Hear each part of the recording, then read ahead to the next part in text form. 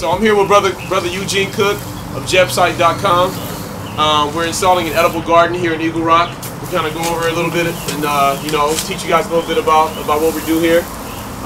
You can check some of the works out at GebSite.com. Please give them the address. G-E-B-S-I-T-E.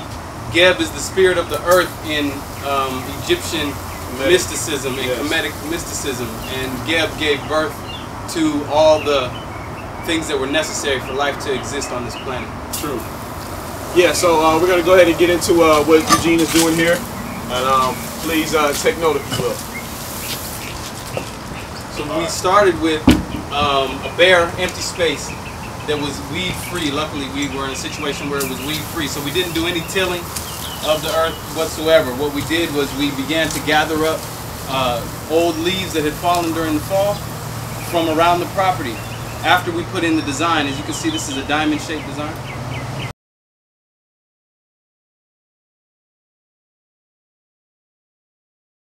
So as these microbes eat on this organic matter, they get full, they get energy, and they start to reproduce. The square is always a symbol of foundation and matter and a steady foundation. So we came in, we mapped out the design. Then when we decided where the walkways were going to be and where the planting beds were going to be, we layered the planting beds with fallen leaf matter from the previous season that was all around the property. Again, in urban agriculture, we want to use what's already on our property. So we went around the property, gathered up all those leaves, and we layered the first layer in the planting areas. The next layer on top of that, we went and got some activated manure, and you can use manure from any vegetarian animal.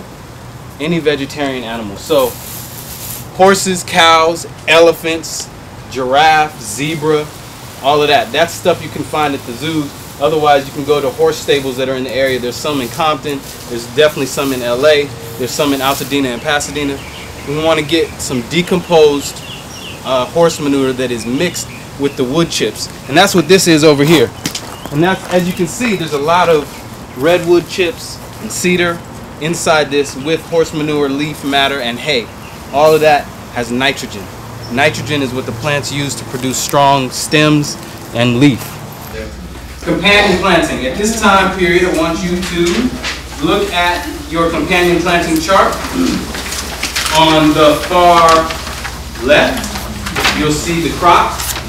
Next to that, on the right, you'll see the companion. Next to that, you'll see the incompatible ones.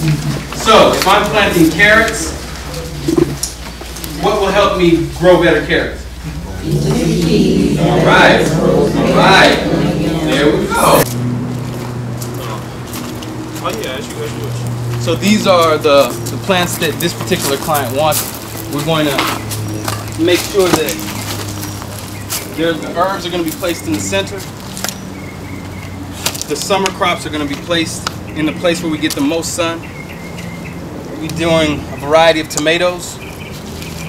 We always have flowers in every edible garden. This is marigold, right? This is marigold. I remember you planted this plant at my grandmother's house. Absolutely. It's kind of like a natural pesticide, right? Great, absolutely, latronh. What happens is marigolds release a pesticide and a fungicide through their root system. So it's not the smell of the flower, it's a gas that comes off the roots. And they work really good as a companion plant to tomatoes. Okay. So we'll plant those. So now we're going to move into planting, and we're going to go ahead and turn it over to Eugene. So this, in our design here, the center diamond will be the herb diamond. Everything else will be vegetation that we can eat. Fruits, vegetables, greens, squashes, and whatnot. When we plant the herbs, what we think about are the ones that are going to stay. This rosemary, the lavender, these are going to stay throughout every season, right? Okay.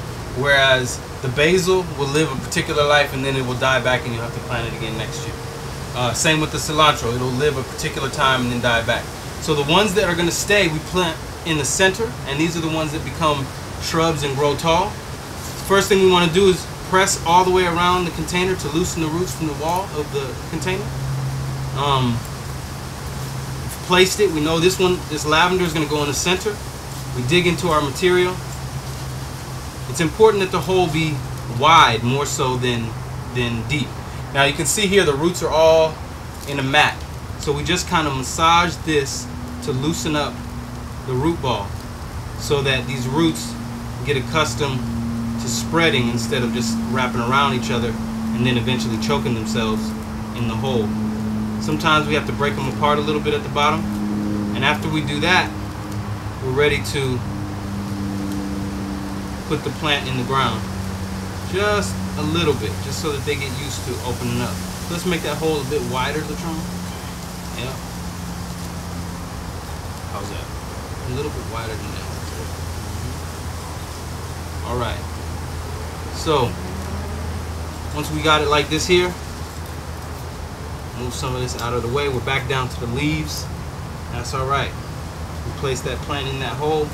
It's got plenty of room around it to breathe. And we reposition the soil around the plant.